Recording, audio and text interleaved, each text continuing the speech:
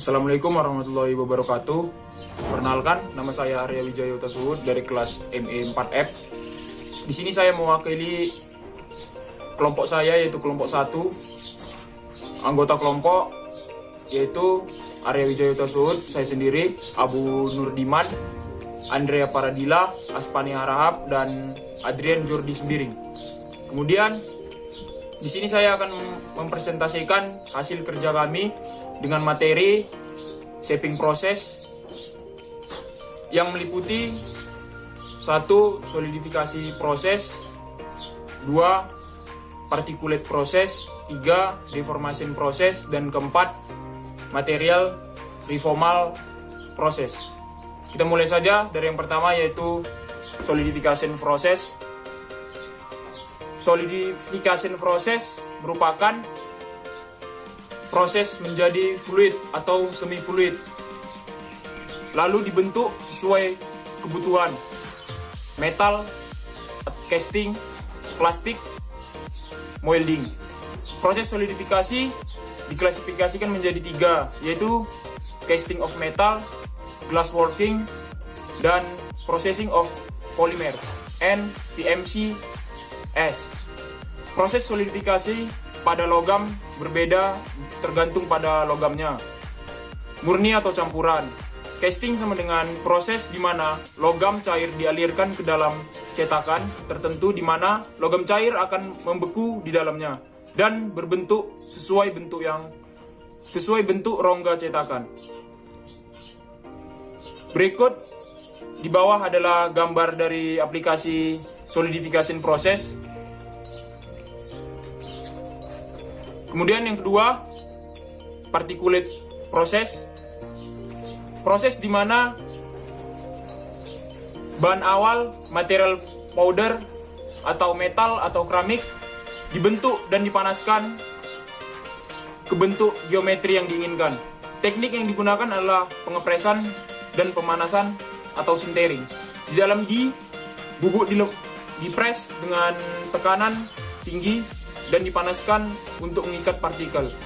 Berikut di bawah adalah gambar dari pengaplikasian particulate processing. Kemudian yang ketiga, yaitu deformation process. Pembentukan material melalui pengaplikasian gaya atau beban berdasarkan kekuatan kemampuan material.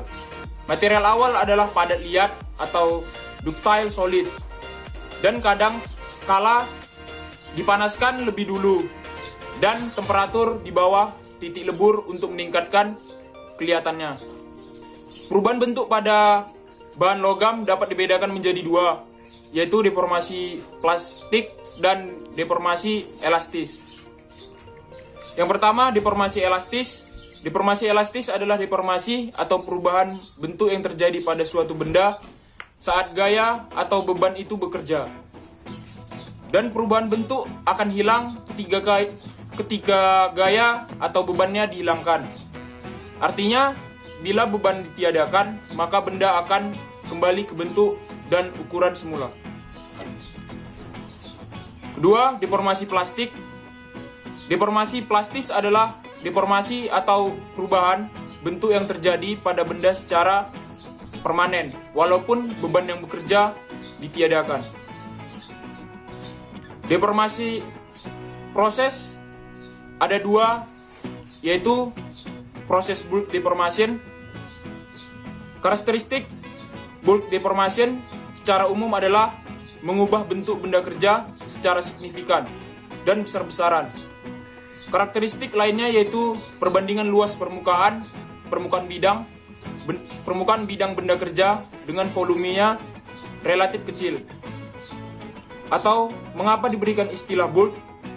Bulk berlawanan dengan sheet, di mana sheet memiliki luas permukaan bidang yang lebih besar dari volumenya. Yang kedua yaitu proses sheet metal working. Proses sheet metal working merupakan proses pembentukan dan pemotongan pada logam lembaran atau sheet, logam strip, foil. Bahan baku pada proses ini memiliki perbandingan luas permukaan bidang dengan volume yang tinggi. Perlakuan yang diterapkan pada lembaran logam biasanya berupa tekanan. Oleh karena itu, proses ini dapat pula disebut dengan istilah press working. Contoh proses deformasi yaitu forging, extrusion, rolling, dan bending. Berikut adalah gambar dari pengaplikasian deformation proses. Yang keempat yaitu material removal process. Material removal process atau proses penghapusan material adalah bagian dari operasi pembentukan di mana material berlebih akan dihapus atau digerus dari bagian benda kerja sehingga yang terjadi adalah geometri akhir yang diinginkan.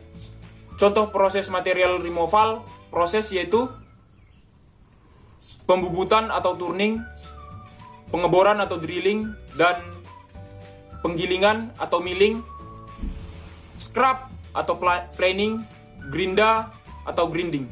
Berikut adalah gambar dari pengaplikasian material removal process. Terima kasih atas presentasi dari saya yang mewakili dari kelompok 1. Assalamualaikum warahmatullahi wabarakatuh.